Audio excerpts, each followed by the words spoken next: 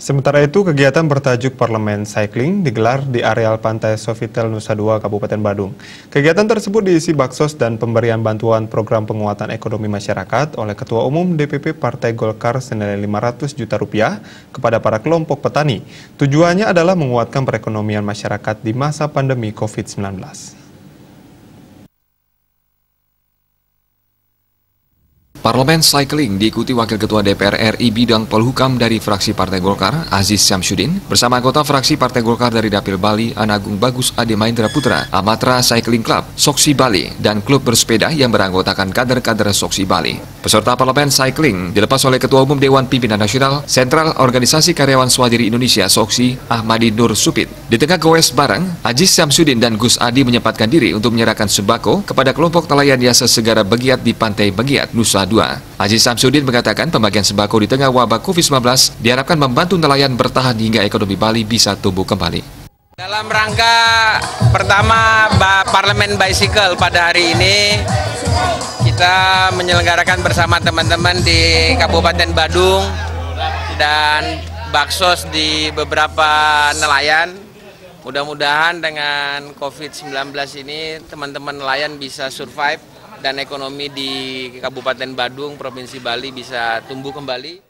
Anggota Komisi 4 DPR RI sekaligus Ketua Depidar Soksi Provinsi Bali, Anagung Bagus Ade Mahendra Putra mengatakan, di saat ekonomi negara sedang terpuruk akibat pandemi COVID-19, bantuan program penguatan ekonomi masyarakat direalisasikan yang diharapkan menggeliatkan ekonomi masyarakat, sehingga bisa bangkit dan bergerak bersama Soksi membangun ekonomi dari desa. Sosok yang akrab disapa Gus Adi tersebut menyatakan, pihaknya terus mengembangkan dan membangun rumah lobster lewat budidaya yang konsisten dan berkelanjutan, sehingga diharapkan bisa melakukan ekspor lobster. Program rumah atau desa lobster sudah dilakukan sejak tahun 2016 di Desa Grogak Buleleng dan Desa Serangan Denpasar. Gus Adi menambahkan, sejatinya jika budidaya lobster dilakukan serius dan masyarakat rajin merawatnya, lobster mampu memajukan perekonomian negara. Gerakan ini dilaksanakan untuk mengajak masyarakat untuk tetap sehat, untuk menaikkan imun mereka di saat COVID ini. Tetap sehat di dalam masa pandemi ini, dan juga kita menggerakkan ekonomi di nelayan dan juga masyarakat sosial. Semoga Bali kembali jaya, dan melalui Parlemen Cycling bersama Amatra Cycling Club Soksi Bali, kita bisa menggerakkan ekonomi di semua lini.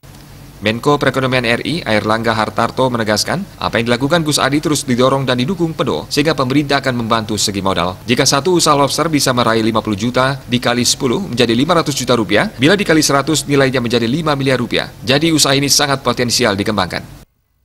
Tidak hanya dari pariwisata, tetapi juga dari hortikultura dan juga dari hasil nelayan, apalagi potensi-potensi ekspor itu masih banyak, sehingga perekonomian di Bali lebih terdiversifikasi dan Bali bisa kembali diriset dan pertumbuhannya menjadi positif. Melalui rumah lobster. Dan mendukung dibangunnya rumah lobster agar budidayanya bisa ditingkatkan dan yang diekspor yang sudah besar-besar seperti ini.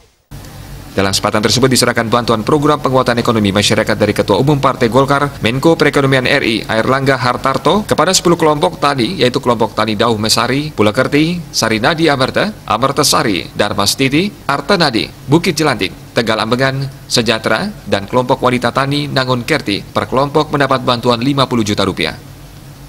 Saputra, Bali TV.